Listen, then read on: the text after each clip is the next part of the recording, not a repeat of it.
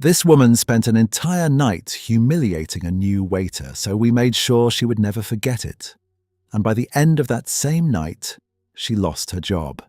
This happened back in 2015 when I was working as a waitress while going through nursing school, and the restaurant I worked at had one rule above everything else: reputation. We didn't run ads, no marketing. Everything depended on word of mouth, so when someone walked in and treated staff badly, it mattered a lot.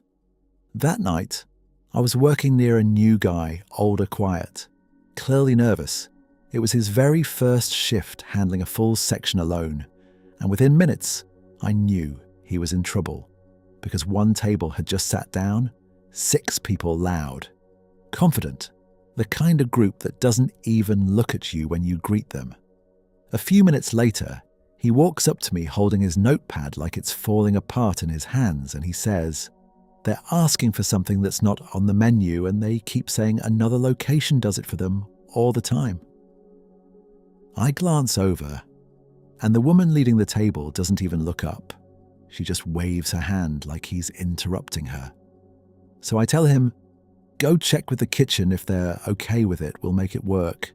And the kitchen agrees. It's simple. Just a custom wrap. Nothing complicated, no big deal. But the moment he brings that plate back to the table, everything changes. Every single time he goes back, they have something new. Another request, another change, another correction. They don't let him leave. They keep pulling him back in over and over again, and you can see it happening. His face tightening, his movements getting faster, less confident, the panic starting to show. At one point, he comes back with 3 different notes written over each other because they kept changing their order mid-sentence, and he doesn't even know what the final version is supposed to be anymore. That's when I step in quietly. I start covering his other tables, running drinks, dropping food, resetting plates, basically holding his entire section together while he's stuck there. And it doesn't stop. Not once the entire night. And the worst part, it's not even the requests, it's her. She isn't just rude, she enjoys it every time. He hesitates. She smirks. Every time he messes up, she leans back like she's watching a show. Like this is entertainment for her. And at that moment, I realize this isn't going to be a normal table. I pull him aside for a second and tell him, "Listen, they might not tip. Just focus on getting through the shift. I've got your back." And he nods, but his hands are still shaking. You can tell he's overwhelmed.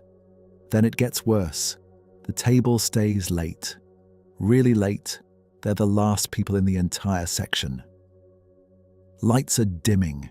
Chairs are getting stacked. The restaurant is basically closing. And he walks up to me again, looking completely confused. He says, "Hey, how do I apply an employee discount, and can they use more than one on the same bill?" And I just stare at him for a second and say, "Wait, employee." And that's when everything clicks into place. He tells me the woman leading the table has been insulting him the entire night, telling him she's a trainer at another location, saying he's the worst server she's ever seen, mocking him every chance she gets, and suddenly it all makes sense. The requests, the attitude, the constant pressure. This isn't just a difficult customer. This is someone abusing her position. And then he adds one more thing. They said, "There are multiple birthdays at the table, which means free cakes for everyone, and they want the birthday song right now." I just stand there for a second because now I'm not just annoyed, I'm genuinely angry, but I don't react. Not yet. Instead, I tell him, "Prep the cakes, but don't bring them out yet." Then I walk straight to my manager. Now this part matters because our managers actually cared about us, so I give him a quick rundown of everything that happened, and the moment I mention she works at another location, his expression changes, because someone like that can damage the entire reputation of the place.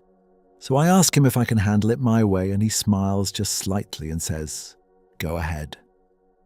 Then he takes her employee number and walks off toward the office. And that's when I know exactly what I'm going to do. I start moving fast. I grab everyone I can find, servers, hosts, even the dishwasher. Quick explanation. No details, just enough for them to understand what's about to happen. Then I say, "We're doing the birthday song, but loud." When the cakes are ready, I nod to him, and he walks out, and we follow, all of us. And suddenly that table of 6 is surrounded by the biggest group we've ever had for a birthday song. And the woman. She's smiling, leaning back, completely satisfied, like she's in control, like she's won. Then we start, not singing, shouting, as loud as we possibly can. The table is in the corner, so the sound hits the walls and comes right back at them. It's overwhelming instantly. Their smiles disappear. Hands go straight to their ears. They flinch. They shrink into their chairs. And we don't stop. We drag it out longer than usual, louder than necessary, every second, just a little more unbearable, and the entire time we're smiling.